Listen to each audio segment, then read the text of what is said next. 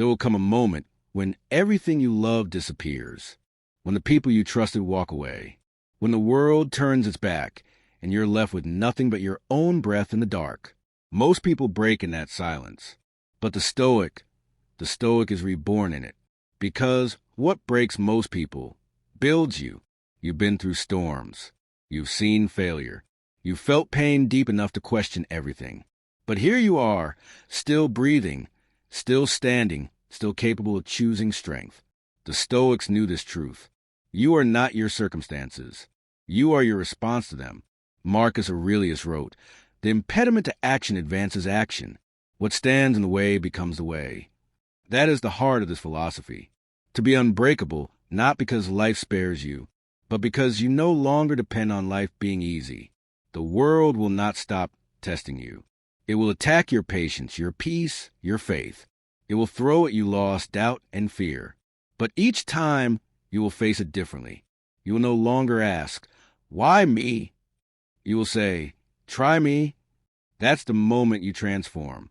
That's the moment you become the one thing the world can't touch, a master of yourself.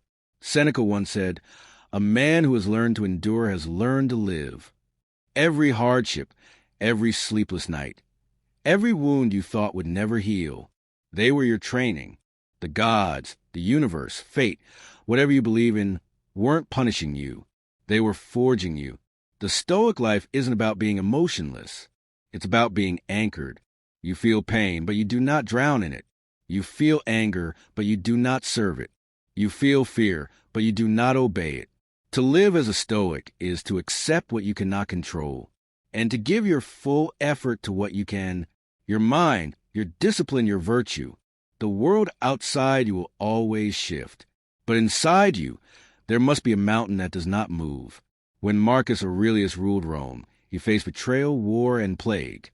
Every day he wrote, not to complain, but to remind himself to stay calm. He could have been consumed by anger, fear, or pride, but he chose stillness. He chose to rule himself before ruling an empire. That is your task now. Rule yourself. You don't need to control people. You don't need to control outcomes. You only need to control your response. And that is where your freedom begins. Most people spend their lives chasing comfort, avoiding pain, blaming others, and waiting for life to get easier. But not you. You have seen that pain is not your enemy. It's your teacher. Discomfort builds discipline. Silence builds focus. Loss builds gratitude. Failure builds wisdom. And every fall gives you another chance to rise stronger. The Stoics called this amor fati, to love one's fate. To not just accept what happens, but to love it because it's part of your becoming. Let the world fall apart. Let the plans fail. Let people misunderstand you. None of it matters if you remain whole within, because nothing external can break what is already grounded in truth. Not fame, not loss, not time, not pain. Your peace, your discipline, your character, those are unshakable. Marcus wrote, "If you are distressed by anything external, the pain is not due to the thing itself, but your estimate of it, and this you have the power to revoke at any moment." That is Stoic power. To remain calm when others panic.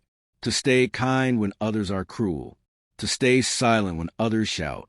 That is what makes you free. So this is the final lesson of the Stoic path. You will face storms again, but this time you will not run. You will stand tall, breathe deeply, and let the world crash, knowing it cannot reach your center. Because the Stoic doesn't escape life. He embraces it. He accepts what he can't change, masters what he can, and becomes something the world can no longer bend. Be calm. Be disciplined. Be unbreakable. You are no longer just surviving. You are free.